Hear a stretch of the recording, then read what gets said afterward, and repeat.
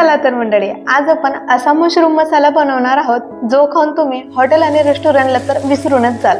अगदी 4 ते 5 मिनिटाच्या आत तयार होतो। ना जास्त मसाले ना तर जास्त कटकट।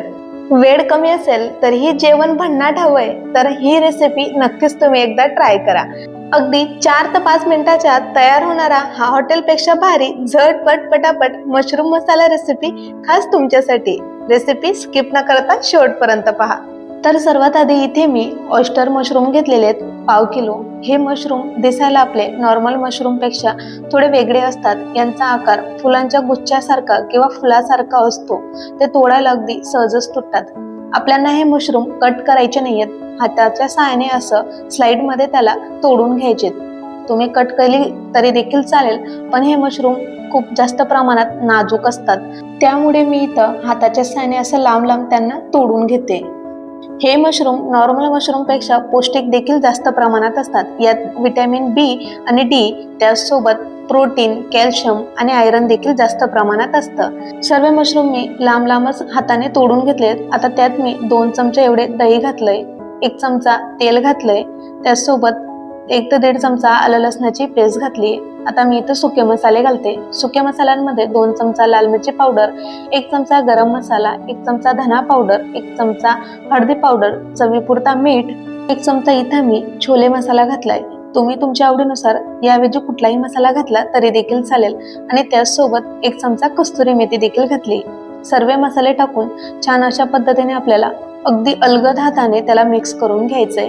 मशरूम मॅरिनेट करून त्याला झाकून मी बाजूला ठेवलंय 4 ते 5 मिनिटांसाठी। आता इथे मी ग्रेव्ही बनवून घेते। त्यासाठी मी 2 चमचा तेल घातलंय, त्यात 2 लवंग, 2 काळी मिरी, 1 इलायची, 1 तेजपत्ता टाकून घेतलंय। त्यात मी 1 मोठी साईजचा कांदा छान लांब कट करून घेतलाय आणि तो घातलेला आहे। कांदा घालून त्याला छान 2 ते 3 वेळा परतवून घेतलेला आहे। कोथिंबीरीचे मागचे देठ मी त्यात घालून घेते। देठ घातल्यामुळे भाजीला चव तर अप्रतिम येते, पण भाजी अजून थोडी थिक व्हायला देखील मदत होते। त्यासोबत मी 5 ते 6 काजू घातलेत आणि त्याला पुन्हा 2 ते 3 वेळा परतवून घेतलंय।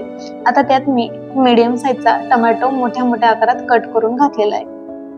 टोमॅटो देखील छान मऊ झाला तोपर्यंत आपल्याला त्याला शिजवून घ्यायचंय। आता मी इथं प्लेट मध्ये काढून घेते, बाजूला गार व्हायला ठेवते। आता आपण भाजीला फोडणी द्यायला घेऊया।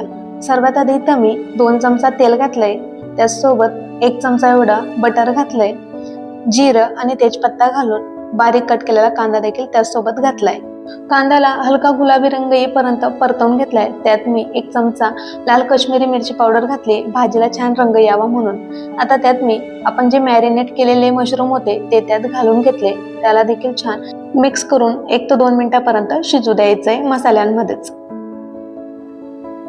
1 ते 1.5 मिनिटांनंतर बघू शकता छान तेल आलेलं आहे आणि मशरूम देखील बऱ्यापैकी शिजून गेलेले आहेत। इथं जर बघितलं तर मशरूम 70 ते 80% एवढे शिजून गेलेले आहेत। आता इथं सुरुवातीला जे आपण कांदे टमाटे गार व्हायला ठेवले होते ते मिक्सर मध्ये त्याची ग्रेव्ही तयार करून घेतली आणि ती ग्रेव्ही इथं मी टाकून घेते। ग्रेव्ही टाकून छान 2 ते 3 वेळा मी इथं परतवून घेतलेलं आहे। ग्रेव्ही आणि मसाले छान एकजीव होईपर्यंत सर्व एकजीव झालेलं आहे। आता त्याला थोडं तेल सुटसुटेपर्यंत शिजू दिलेलं आहे। त्यानंतर मी त्यात अर्धा ग्लास एवढं गरम पाणी करून घातलेलं आहे। लक्षात ठेवा, गरम पाणीच करून घाला, गार पाणी घालू नका। पाणी घालून मिक्स करून घेतलंय, छान एकजीव झालेलं आहे। त्याला आता मी 2 ते 3 मिनिटांपर्यंत असं शिजू देते मीडियम फ्लेम वरती। त्याला छान तरी आलेली, आजूबाजूने छान तेल देखील सुटलेलं आहे। आता त्यात मी 1 ते 1.5 चमचा इथं फ्रेश क्रीम घातलेलं आहे। तुमच्याकडे फ्रेश क्रीम नसेल तर मिल्क पावडर मध्ये पाणी घालून मिक्स करून टाकलं तरी देखील चालेल। कट केलेला कोथिंबीर घालून ऑयस्टर मशरूम मसाला अगदी तयार आहे। ही रेसिपी जर तुम्ही एकदा ट्राय केली तर चिकन मटनला देखील विसराल।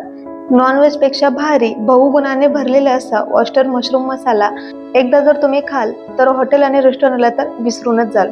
5 मिनिटाच्या आत तयार होणारा हा मशरूम मसाला पाहुणे जर अचानक आले तर नक्कीच ट्राय करू शकतात।